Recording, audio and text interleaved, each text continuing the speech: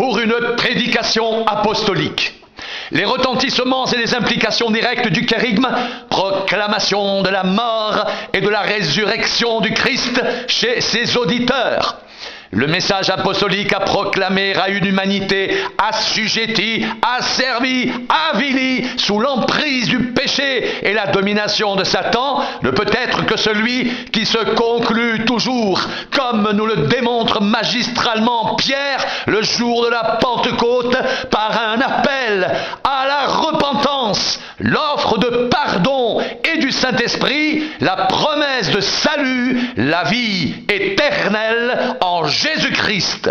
Pierre leur dit, repentez-vous et que chacun de vous soit baptisé au nom de Jésus-Christ pour le pardon de vos péchés et vous recevrez le don du Saint-Esprit, car la promesse est pour vous, pour vos enfants et pour tous ceux qui sont au loin, en aussi grand nombre que le Seigneur, notre Dieu, les appellera. Actes 2, 38, 39, référence Joël 2, 32, Ésaïe 57, 19.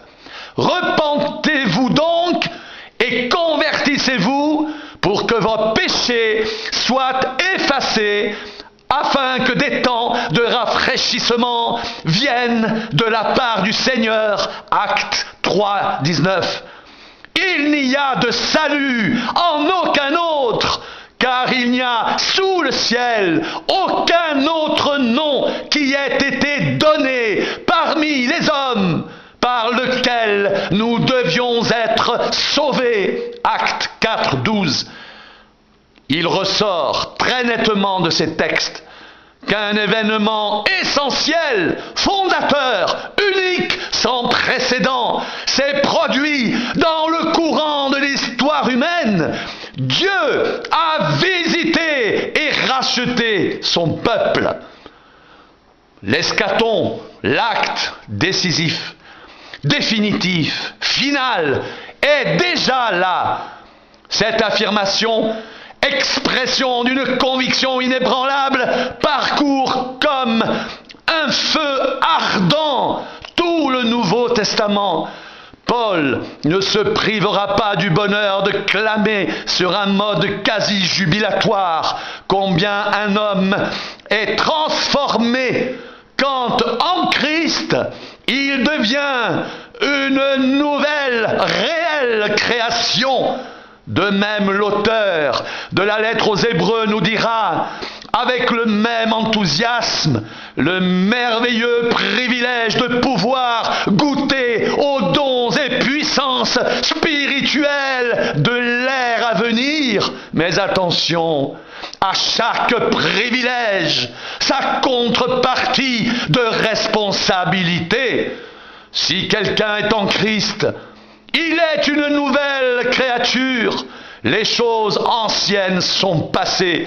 Voici, toutes choses sont devenues nouvelles. 2 Corinthiens 5, 17. Mais il est impossible que ceux qui ont été une fois éclairés, qui ont goûté le don céleste, qui ont eu part au Saint-Esprit, qui ont goûté la bonne parole de Dieu et les puissances du siècle à venir, et qui sont tombés, soient encore renouvelés et amenés à la repentance, puisqu'ils crucifient pour leur part le Fils de Dieu et l'exposent à l'ignominie. Hébreux 6, 4, 6. Fort de ce qui précède, proclamons à la suite de nos prédécesseurs dans la foi que le Dieu de notre salut est Dieu de parachèvement et de plénitude.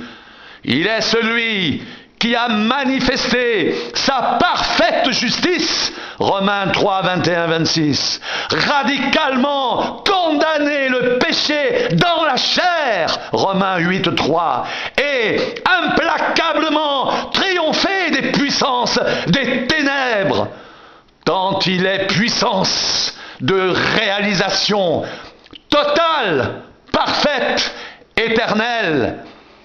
L'ennemi a jamais vaincu et impuissant contre le peuple racheté, désormais armé de la puissance de Dieu pour lui résister et le vaincre, peut néanmoins sévir contre ceux demeurant dans le péché et l'ignorance de sa défaite, les non encore incorporés au Christ, dépourvus de l'Esprit Saint, vivant la vie superficielle et vaine des sans-dieux.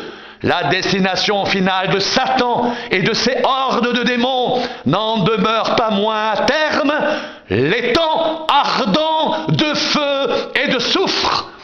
Jésus a paru pour détruire les œuvres du diable. 1 Jean 3,8b. Il a dépouillé les dominations et les autorités et les a livrées publiquement, en spectacle, en triomphant d'elles, par la croix, Colossiens 2,15. Et le diable qui les séduisait fut jeté dans l'étang de feu et de soufre, où sont la bête et le faux prophète, et ils seront tourmentés jour et nuit au siècle des siècles. Apocalypse 20, 10.